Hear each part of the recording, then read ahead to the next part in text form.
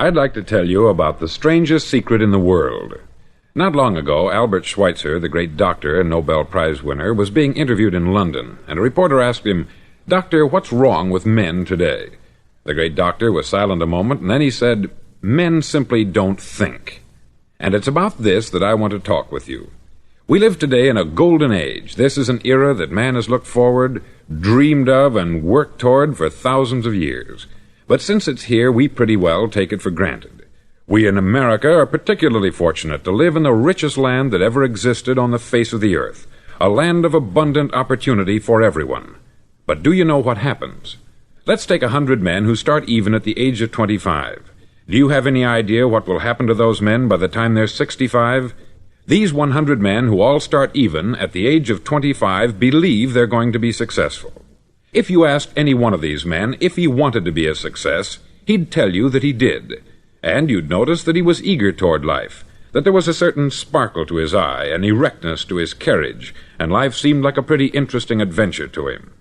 But by the time they're 65, 1 will be rich, 4 will be financially independent, 5 will still be working, 54 will be broke. Now think a moment. Out of the 100, only 5 make the grade. Why do so many fail? What has happened to the sparkle that was there when they were 25? What's become of the dreams, the hopes, the plans? And why is there such a large disparity between what these men intended to do and what they actually accomplished? When we say about 5% achieve success, we have to define success. And here's the definition. Success is the progressive realization of a worthy ideal. If a man is working toward a predetermined goal and knows where he's going, that man is a success. If he's not doing that, he's a failure. Success is the progressive realization of a worthy ideal. Rollo May, the distinguished psychiatrist, wrote a wonderful book called Man's Search for Himself. And in this book he says, "The opposite of courage in our society is not cowardice, it is conformity." And there you have the trouble today. It's conformity. People acting like everyone else, without knowing why, without knowing where they're going. Now think of it. In America right now, there are over 14 million people 65 years of age and over, and about 13 million of these 14 million are broke. They're dependent on someone else for life's necessities. Now, we learn to read by the time we're 7. We learn to make a living by the time we're 25. Usually, by that time, we're not only making a living, we're supporting a family. And yet, by the time we're 65, we haven't learned how to become financially independent in the richest land that has ever been known. Why? We conform. And the trouble is that we're acting like the wrong percentage group, the 95% who don't succeed. Now, why do these people conform? Well, they don't know, really. These people believe that their lives are shaped by circumstances, by things that happen to them, by exterior forces. They're outer-directed people. A survey was made one time that covered a lot of men, working men, and these men were asked this question: why do you work? Why do you get up in the morning? 19 out of 20 had no idea. If you ask them, they'll say, everyone goes to work in the morning. And that's the reason they do it, because everyone else is doing it. Now let's get back to our definition of success. Who succeeds? The only man who succeeds is the man who is progressively realizing a worthy ideal. He's the man who says, I'm going to become this, and then begins to work toward that goal. I'll tell you who the successful people are. A success is the school teacher who's teaching school because that's what she wanted to do. The success is the woman who's a wife and mother because she wanted to become a wife and mother and is doing a good job of it. The success is the man who runs the corner gas station because that's what he wanted to do. The success is the successful salesman who wants to become a top-notch salesman and grow and build with his organization. A success is anyone who is doing deliberately a predetermined job because that's what he decided to do deliberately. But only 1 out of 20 does that. That's why today there isn't really any competition, unless we make it for ourselves. Instead of competing, all we have to do is create. Now, for 20 years, I looked for the key which would determine what would happen to a human being. Was there a key I wanted to know which would make the future a promise that we could foretell to a large extent? Was there a key that would guarantee a person's becoming successful if he only knew about it and knew how to use it? Well, there is such a key, and I've found it. Have you ever wondered why so many men work so hard and honestly without ever achieving anything in particular, and others don't seem to work hard and yet seem to get everything? They have the magic touch. You've heard them say that about someone. Everything he touches turns to gold. And have you ever noticed that a man who becomes successful tends to continue to become successful, and on the other hand, have you noticed how a man who is a failure tends to continue to fail? It's because of goals. Some of us have them, some don't. People with goals succeed because they know where they're going. Now think of a ship leaving a harbor, and think of it with the complete voyage mapped out and planned. The captain and crew know exactly where it's going and how long it will take. It has a definite goal. 9,999 times out of 10,000 it will get to where it started out to get. Now let's take another ship, just like the first, only let's not put a crew on it, or a captain at the helm. Let's give it no aiming point, no goal, no destination. We just start the engines and let it go. I think you'll agree with me that if it gets out of the harbor at all, it will either sink or wind up on some deserted beach a derelict. It can't go any place because it has no destination and no guidance. It's the same with a human being. Take the salesman, for example. There is no other person in the world today with the future of a good salesman. Selling is the world's highest paid profession, if we're good at it and if we know where we're going. Every company needs top-notch salesmen, and they reward those men. The sky is the limit for them. But how many can you find? Someone once said, "The human race is fixed, not to prevent the strong from winning, but to prevent the weak from losing." The American economy today can be likened to a convoy in time of war. The entire economy is slowed down to protect its weakest link, just as the convoy had to go at the speed that would permit its slowest vessel to remain in formation. That's why it's so easy to make a living today. It takes no particular brains or talent to make a living and support a family today. So we have a plateau of so-called security, if that's what a person's looking for. But we do have to decide how high above this plateau we want to aim for. Now let's get back to the strangest secret in the world, the story that I wanted to tell you today. Why do men with goals succeed in life, and men without them fail? Well, let me tell you something which, if you really understand it, will alter your life immediately. If you understand completely what I'm going to tell you from this moment on, your life will never be the same again. You'll suddenly find that good luck just seems to be attracted to you. The things you want just seem to fall in line. And from now on, you won't have the problems, the worries, the gnawing lump of anxiety that perhaps you've experienced before. Doubt, fear, well, they'll be things of the past. Here's the key to success, and the key to failure. We become what we think about. Now let me say that again. We become what we think about. Throughout all history, the great wise men and teachers, philosophers and prophets have disagreed with one another on many different things. It is only on this one point that they are in complete and unanimous agreement. Listen to what Marcus Aurelius, the great Roman emperor, said. He said, "A man's life is what his thoughts make of it." Disraeli said this, "Everything comes if a man will only wait. I have brought myself by long meditation to the conviction that a human being with a settled purpose must accomplish it, and that nothing can resist a will that will stake even existence for its fulfillment." Ralph Waldo Emerson said this, "A man is what he thinks about all day long." William James said, "The greatest discovery of my generation is that human beings can alter their lives by altering their attitudes of mind." And he also said, "We need only in cold blood act as if the thing in question were real, and it will become infallibly real by growing into such a connection with our life that it will become real. It will become so knit with habit and emotion that our interest in it will be those which characterize belief." He also said this, "If you only care enough for a result, you will almost certainly attain it. If you wish to be rich, you will be rich. If you wish to be learned, you will be learned. If you wish to be good, you will be good. Only you must then really wish these things, and wish them exclusively, and not wish at the same time 100 other incompatible things just as strongly." In the Bible you read, in Mark 9:23, "If thou canst believe, all things are possible to him that believeth." Dr. Norman Vincent Peale said this, "This is one of the greatest laws in the universe. Fervently do I wish I had discovered it as a very young man. It dawned upon me much later in life, and I've found it to be one of the greatest, if not my greatest discovery, outside of my relationship to God. And the great law, briefly and simply stated, is that if you think in negative terms, you'll get negative results. If you think in positive terms, you will achieve positive results. That is the simple fact which is at the basis of an astonishing law of prosperity and success. In 3 words, believe and succeed. William Shakespeare put it this way: "Our doubts are traitors, and make us lose the good we oft might win, by fearing to attempt."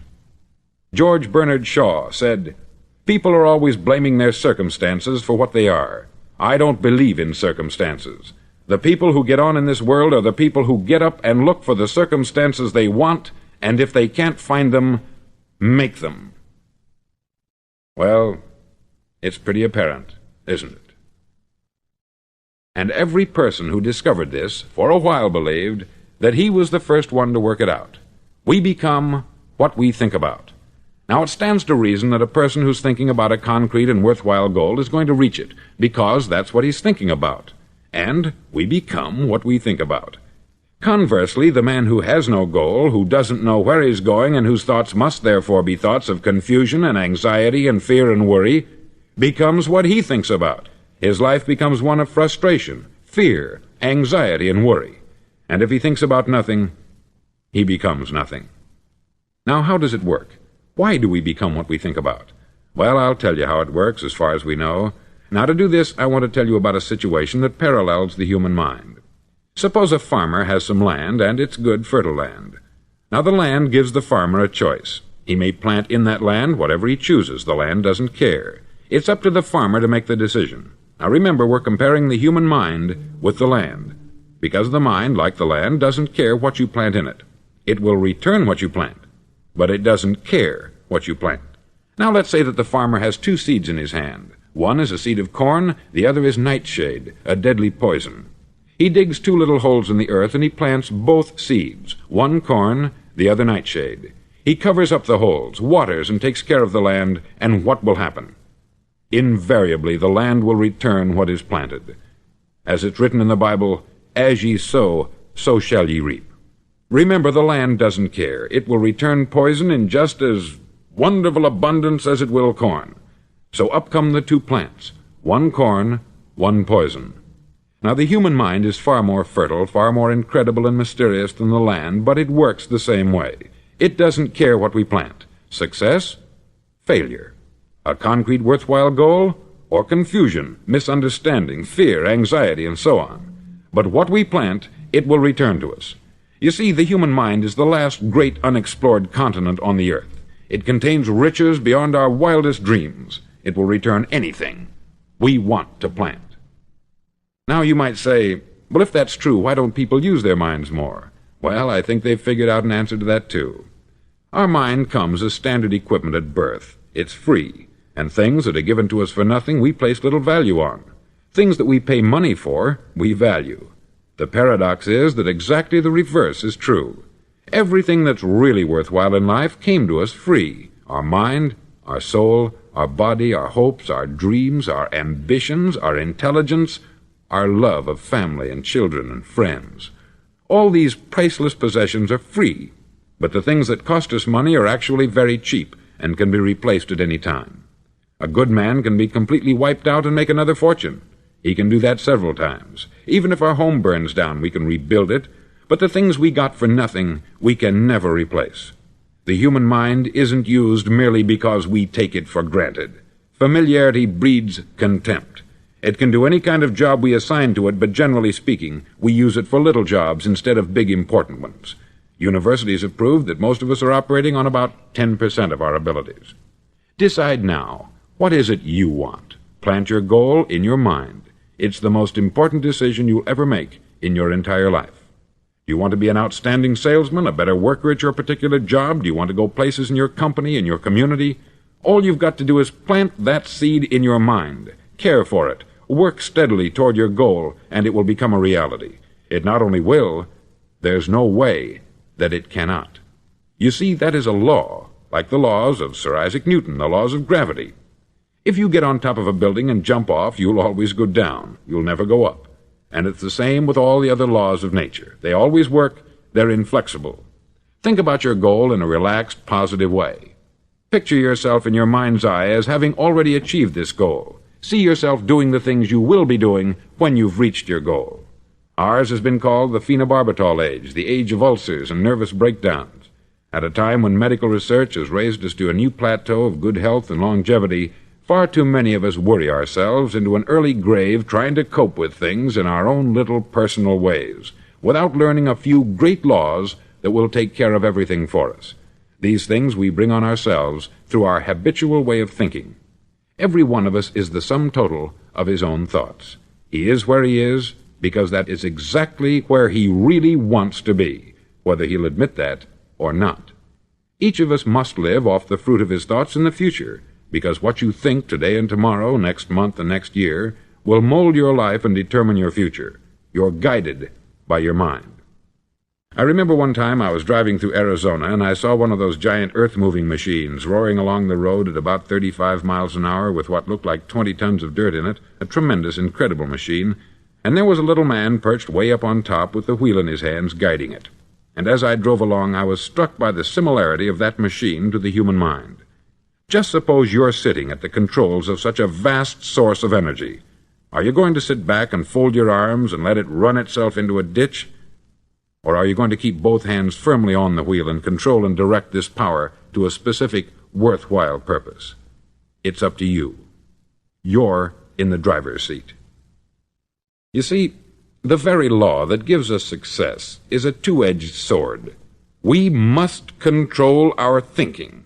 The same rule that can lead a man to a life of success, wealth, happiness, and all the things he's ever dreamed of for himself and his family, that very same law can lead him into the gutter. It's all in how he uses it, for good or for bad. This is the strangest secret in the world. Now, why do I say it's strange, and why do I call it a secret? Actually, it isn't a secret at all. It was first promulgated by some of the earliest wise men, and it appears again and again throughout the Bible. But very few people have learned it, understand it. That's why it's strange, and why, for some equally strange reason, it virtually remains a secret. I believe that you could go out and walk down the main street of your town and ask one man after another what the secret of success is, and you probably wouldn't run into one man in a month who could tell you. Now, this information is enormously valuable to us, if we really understand it and apply it.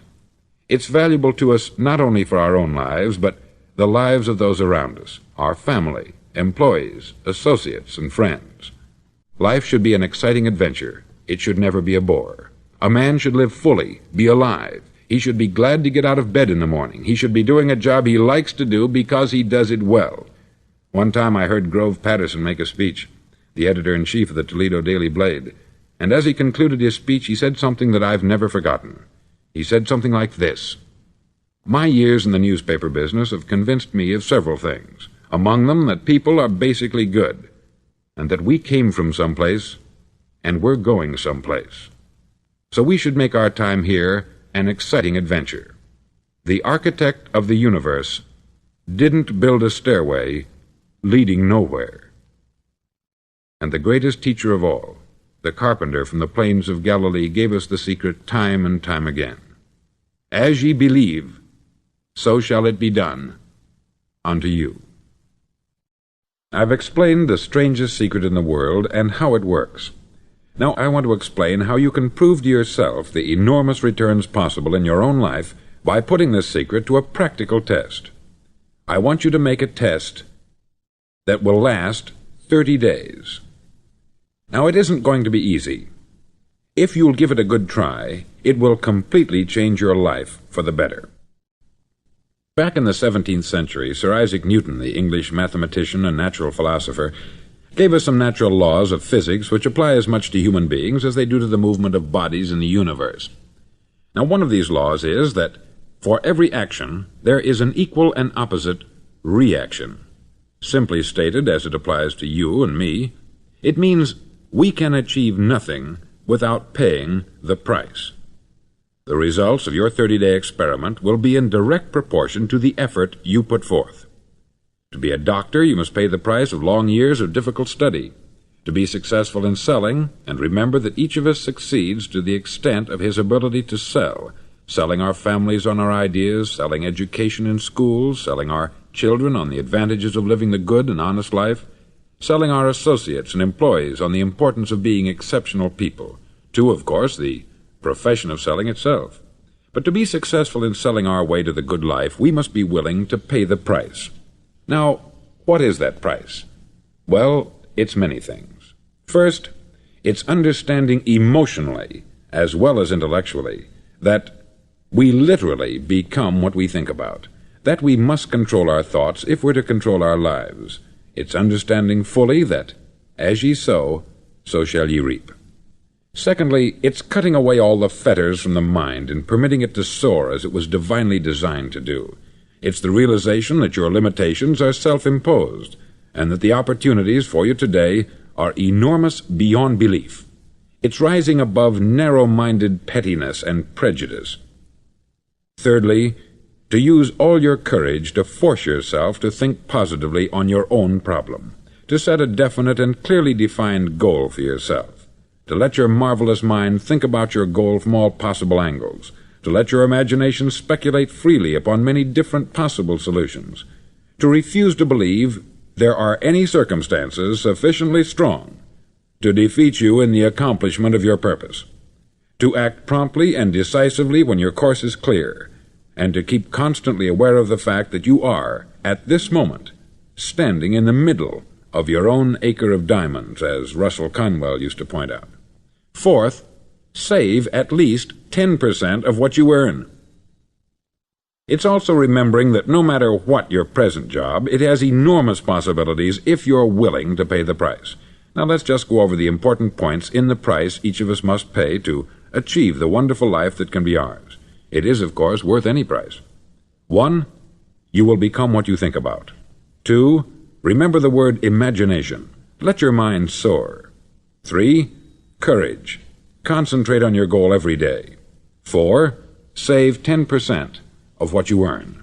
And action. Ideas are worthless unless we act on them.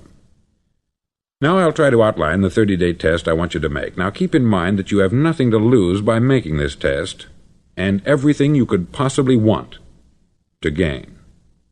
There are 2 things that may be said of everyone. Each of us wants something, and each of us is afraid of something. I want you to write on a card what it is you want more than anything else. It may be more money. Perhaps you'd like to double your income or make a specific amount of money. It may be a beautiful home. It may be success at your job. It may be a particular position in life. It could be a more harmonious family. Each of us wants something. Write down on your card specifically what it is that you want. Make sure it's a single goal and clearly defined. You needn't show it to anyone, but carry it with you so that you can look at it several times a day. Think about it in a cheerful, relaxed, positive way each morning when you get up, and immediately you have something to work for, something to get out of bed for, something to live for. Look at it every chance you get during the day and just before going to bed at night. As you look at it, remember that you must become what you think about, and since you're thinking about your goal, you realize that soon it will be yours. In fact, it's yours really the moment you write it down and begin to think about it. Look at the abundance all around you as you go about your daily business. You have as much right to this abundance as any other living creature. It's yours for the asking. Now we come to the difficult part. Difficult because it means the formation of what is probably a brand new habit, and new habits are not easily formed. Once formed, however, it'll follow you for the rest of your life. Stop thinking about what it is you fear.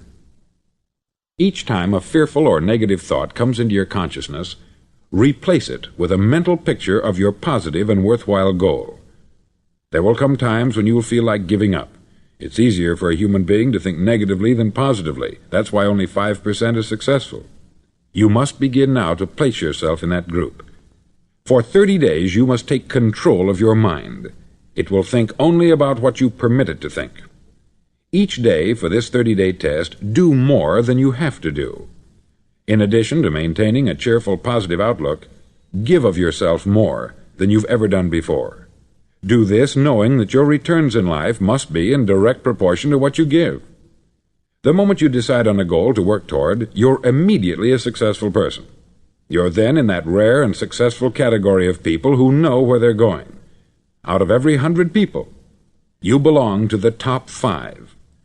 Don't concern yourself too much with how you're going to achieve your goal. Leave that completely to a power greater than yourself. All you have to do is know where you're going. The answers will come to you of their own accord. Remember these words from the Sermon on the Mount, and remember them well. Keep them constantly before you this month of your test. Ask, and it shall be given you. Seek, and ye shall find. Knock, and it shall be opened unto you. For every one that asketh receiveth, and he that seeketh findeth, and to him that knocketh it shall be opened. It's as marvelous and as simple as that. In fact, it's so simple that in our seemingly complicated world it's difficult for an adult to understand that all he needs is a purpose and faith. For 30 days, do your best. If you're a salesman, go at it as you've never done before, not in hectic fashion, but with the calm, cheerful assurance that time well spent will give you the abundance in return you deserve and want. No matter what your job, do it as you've never done it before for 30 days. And if you've kept your goal before you every day, you'll wonder and marvel at this new life you've found. Dorothea Brand, outstanding editor and writer, discovered it for herself and tells about it in her fine book, Wake Up and Live. Her entire philosophy is reduced to the words, act as though it were impossible to fail. She made her own test with sincerity and faith, and her entire life was changed to one of overwhelming success. Now you make your test for 30 full days. Don't start your test until you've made up your mind to stick with it. You see, by being persistent, you're demonstrating faith. Persistence is simply another word for faith. If you didn't have faith, you would never persist. If you should fail during your first 30 days, by that I mean suddenly find yourself overwhelmed by negative thoughts, you've got to start over again from that point and go 30 more days. Gradually your new habit will form until you find yourself one of that wonderful minority to whom virtually nothing is impossible. Don't forget the card. It's vitally important as you begin this new way of living. On one side of the card, write your goal, whatever it may be. On the other side, write the words we've quoted from the Sermon on the Mount. Ask, and it shall be given you. Seek, and ye shall find. Knock, and it shall be opened unto you. Nothing great was ever accomplished without inspiration.